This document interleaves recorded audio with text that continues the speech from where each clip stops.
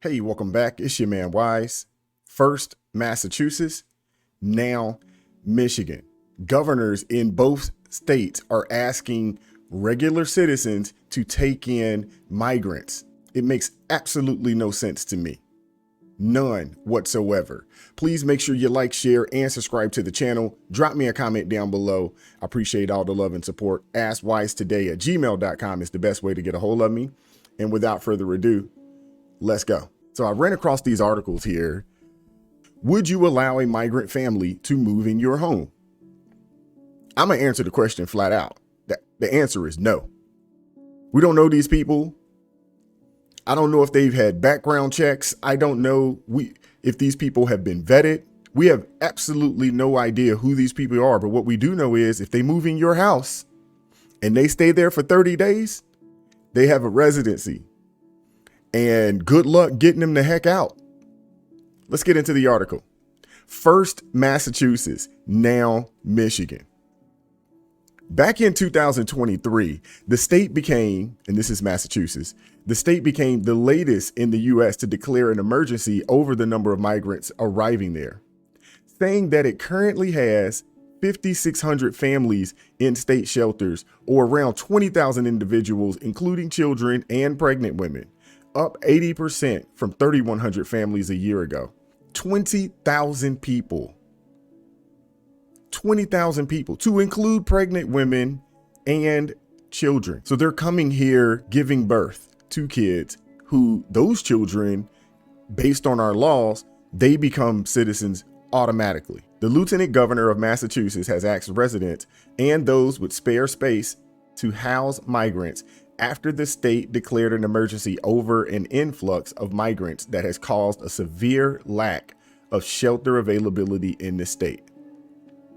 So let that sink in. Where are the homeless people? Where are the homeless veterans at right now? It's obvious that they're being displaced for people that just got here. I have another question. Who voted for sanctuary cities?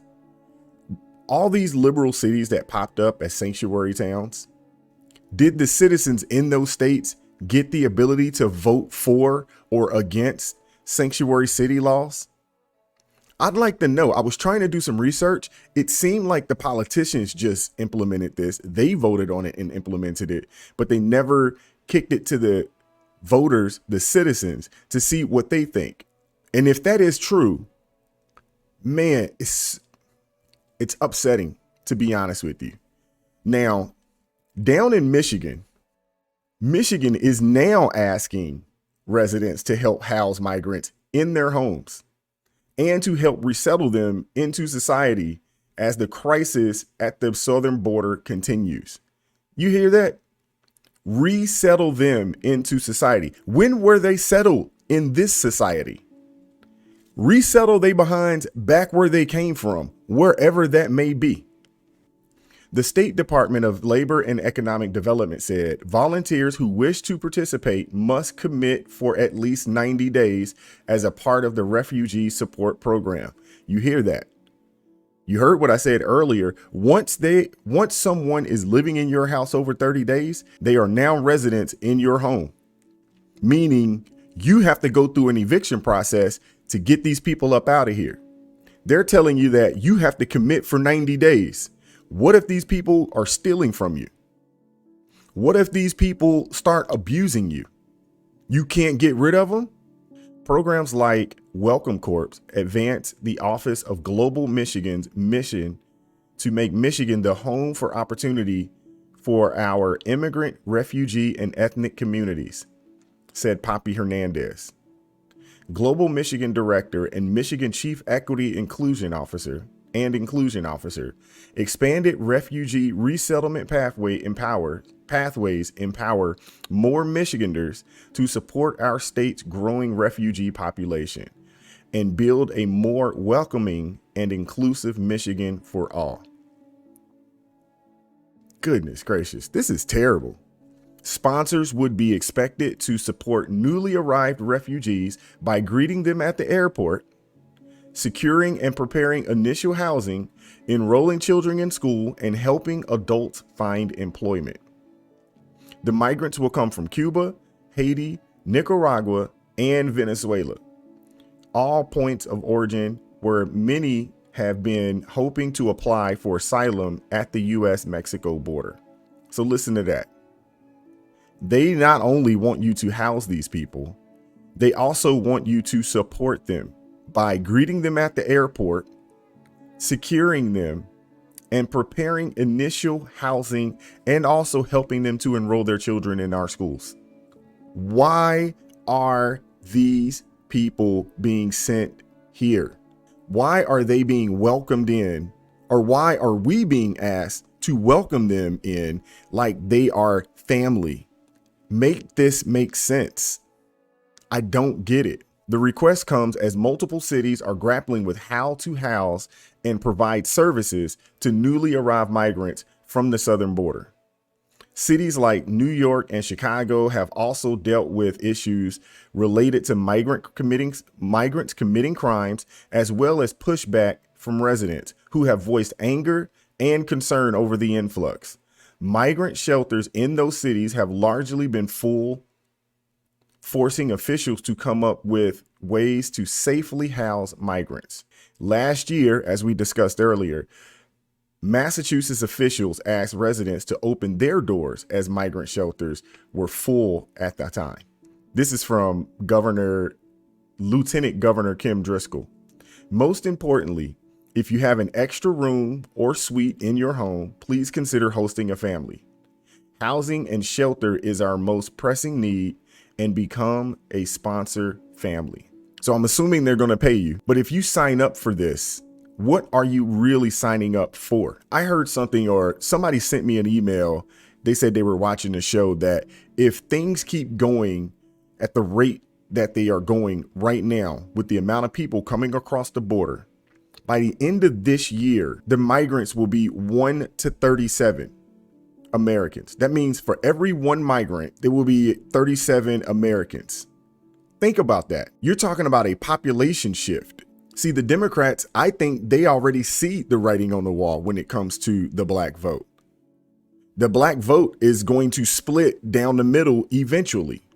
I think this year, the black vote is going to be, my guess, if things keep going at the rate that they're going, the black vote is not going to go 50-50, but it has a huge chance to go 60-40, 65-35. And over the next couple election cycles, we could easily see those numbers get to a 50-50 split, 55-45, somewhere in that realm, especially as the older baby boomers go on to glory. Because those of us that are in Gen X, we're already starting to split. If you took out the baby boomers in the black community, it's starting to split right down the middle. If you take out the people that are 60 plus and older, it's starting to split. The actual black vote is about 50-50. If you take the older people who have been voting blue no matter who for decades. The Democrats, by bringing these people in, they're giving them welfare. They're essentially doing the same thing that they did to black people in the late 60s, early 70s, offering all this free stuff. Because the Democrats need an underclass that they can control and continue to dangle carrots over their head. That's what they need.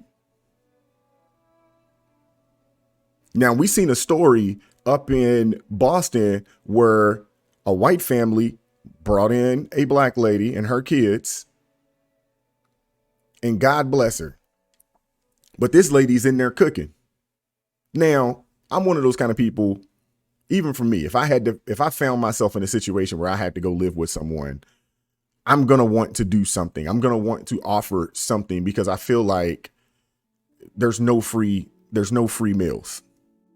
I want to give in some shape, way, form, or fashion. But when you hear a story like this and you see what's going on, they're working towards trying to make these people citizens of some sort and giving these people an opportunity to have a say in this country by giving them the ability to vote. And then it will be the people like Lieutenant Governor Kim Driscoll and other blue governors around the country that will say, hey, we had your back. When you got here, you didn't have anything. We put you in people's homes. We put you in shelters. We gave you guys thousands of dollars. We gave you guys free health care. We've educated your children. You owe us now.